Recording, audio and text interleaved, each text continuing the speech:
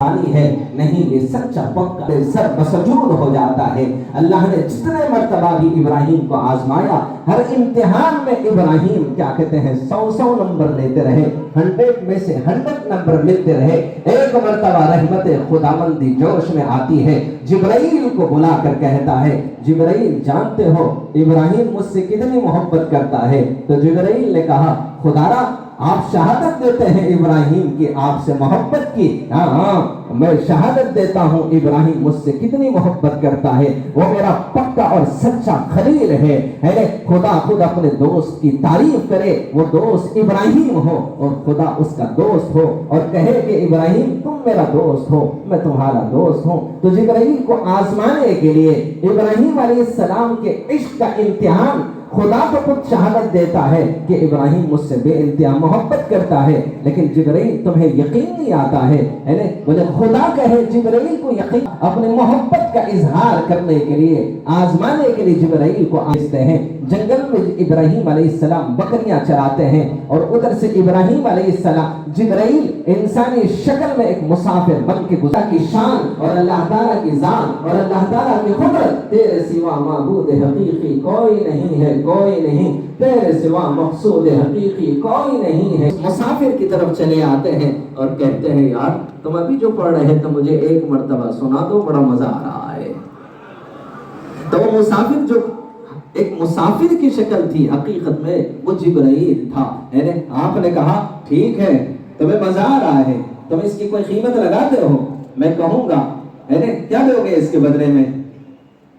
تو ابراہیم علیہ السلام کہتے ہیں جو صحرا میں بکریاں چل رہی ہیں، میں کہتا ہوں کہ 1000 بکریاں دی ہوں گی یا 2000 بکریاں۔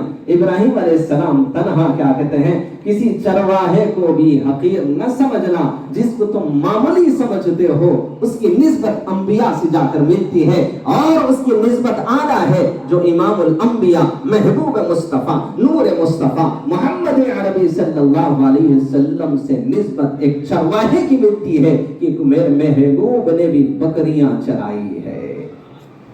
3 سال یا 5 سال حضور صلی اللہ علیہ وسلم نے بکریاں حلیمہ سعدیہ رضی اللہ عنہ کے کیا کہتے ہیں گھر اپنے بکریاں کہ تم اس کی قیمت لینا چاہتے ہو، بولے کیا دو گے؟ بولے یہ جو بکریاں چل رہی ہیں اس میں سے آدھے بکریاں لے لینا۔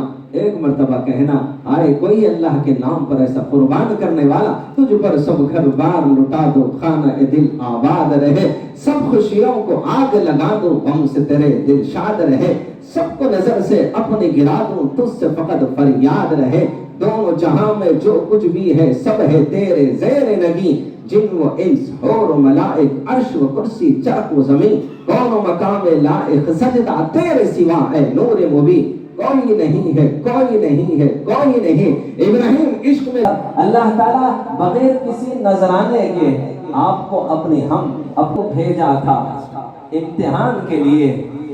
آسمانوں پر بیٹھا مقتدر عبد المقتدر کا انتخاب کر کے آپ کے ایمان کو، آپ کی مسلمانیت کا امتحان لے رہا ہے کہ جہاں میری حمد ہو، جہاں میری پاکی ہو، جہاں میری بڑائی ہو، جہاں میری کبریائی ہو، تم اس کی قیمت نہ لگانا۔ جو قیمتی باتیں کہی جا رہی ہے عہد کر کے اٹھنا کہ جو بات حافظ صاحب کہہ رہے ہیں اس پر ضرور عمل کروں گا۔ تو آپ نے کہا آدھی بکریاں لے لیجیے، پھر کہہ دیجیے۔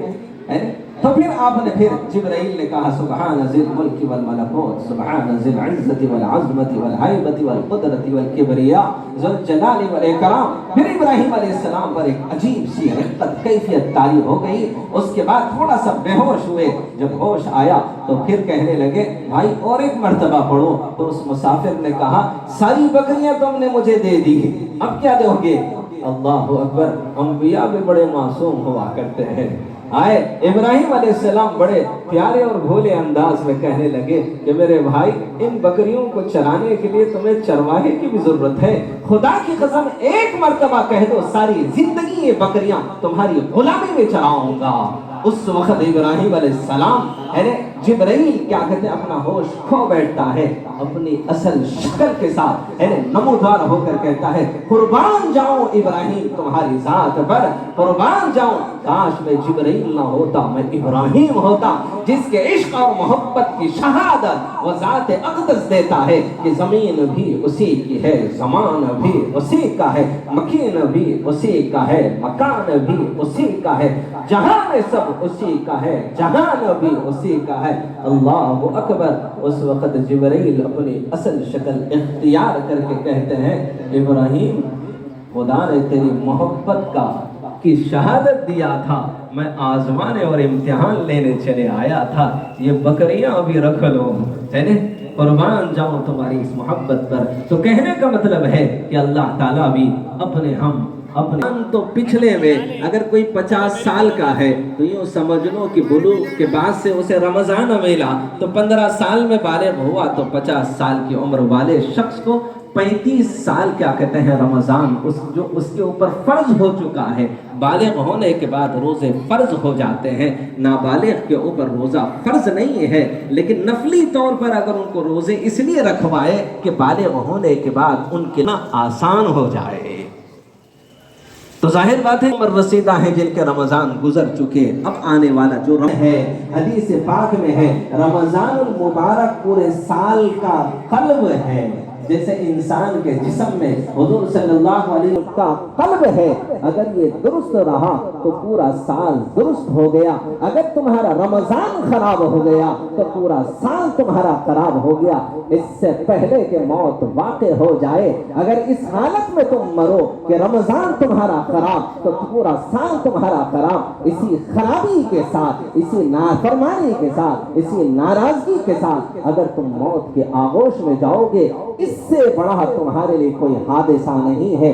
मौत से बड़ा नाफरमानों के लिए अल्लाह का कोई अजाब नहीं, फरमा बरदारों के लिए मौत से बड़ा अल्लाह की तरफ से इनाम कोई और नहीं है। क्योंकि मौत अल्लाह ताला का दीदार नसीब करता है, जब तक मौत ना आए वो खुदा के दीदार से महरूम रहता है। आए महबूब मुस्तफ़ा का दीदार करने वालों को ये शौक हो जाता है, जब खुदा ने अपने नबी को वो हुस्न बख्शा, वो खूबसूरती अता की है जिसे देख के चांद भी शर्मा जाए।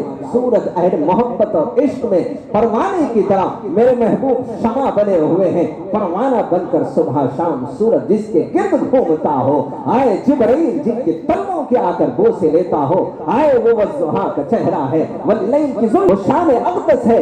करोड़ों दुरूद और सलाम हो आपके मेरे प्यारे हबीब मुस्तफ़ा सल्लल्लाहु अलैहि वसल्लम पर। अल्लाहु अकबर। जब नबी को वो हुस्न दिया है, आए नबी के हुस्न का दीदार करने वालों को अब किसी और हुस्न की तमन्ना नहीं, एक आरज़ू उनके दिल में होती है, वो जज्बे इश्क में सर पे कफन बांधे हुए अपनी जिंदगी की सुबह, अपनी जिंदगी की शाम अल्लाह की मारिफत और मोहब्बत में डूब कर शहादत का इंतजार करते हैं।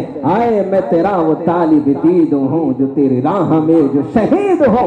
आए जब अंगारों पर बिलाल को सुलाया था और अंगारों पर सुलाया गया था और रेतीली जमीन पर नंगा लिटा दिया जाता, कभी गले में रस्सी डालकर मक्के के गलियों में घसीटा जाता, उस वक्त बिलाल के जबान पर ये कलीमा होता, मैं तेरा वो तालिब दीद हूँ जो तेरी राह में जो शहीद हूँ। 80 साल की बुढ़िया के दोनों पैरों को ऊंटों से बांध दिया गया था, नाजुक हिस्से पर अबू जहल ने पर्चा मारा, खून के फव्वारे निकलने लगे। उसके बाद कहने लगा, हाय सुमैया भी कह दे मोहम्मद झूठा है सल्लल्लाहु अलैहि वसल्लम, है ताकि तुझे क्या कहते हैं आजाद कर दूं। सुमैया ने कहा तुझे जो करना है कर ले। आए अरे मैं तेरा वो तालिब दीद हूँ जो तेरी राह में जो शहीद हूँ। बिलाल ने यूं कहा था तो सुमैया जवाब में इश्क में डूब कर कहती है, क्या कहती है? आए ये टपक टपक के कहे लहू तेरी शान जल्ल जलालहू। सुमैया ने कहा क्या समझ रहा है, मैंने ये कलीमा जबान से पढ़ा है? नहीं, दिल से पढ़ा है। अगर तुझे मुझे मारना चाहता है मार दे, जिस्म से खून के निकलते हुए फव्वारे का हर खतरा जब जमीन पे टपकेगा तो बेसाख्ता कहेगा ला इलाहा इल्लल्लाह मुहम्मदुर रसूलुल्लाह।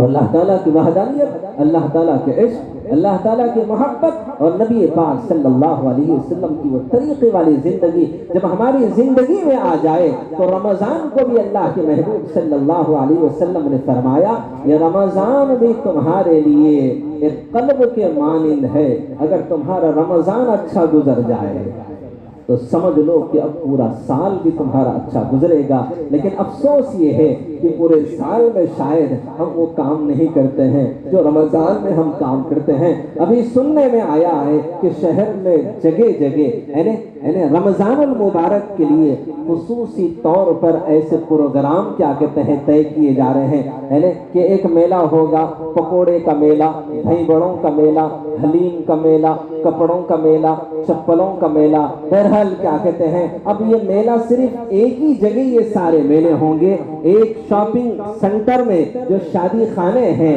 جو فی الوقت رمضان میں وہ شادیوں سے کیا کہتے ہیں شادی خانے محروم ہو جاتے ہیں، تب اس کو رونق برسنے کے لیے وہ تاجروں نے اپنی تجارت کو جو رفیقی پڑ گئی ہے ان تاجروں کے حوالے کرتے ہیں جو رمضان جیسے مقدس مہینے کو بھی شیطان ان کی طرف ان کے لے جاتا ہے تاکہ ان کا رمضان بگڑ جائے، تاکہ ان کا سارا سال بگڑ جائے۔ جیسے رمضان کو حضور نے قلب کہا ہے، اس قلب پر پورے شیاطین مل کر حملہ کرتے ہیں۔ تو اس لیے اللہ کے جتنے بھی اہل اللہ ہیں وہ پورے کے پورے قلوب پر محنت کرتے ہیں۔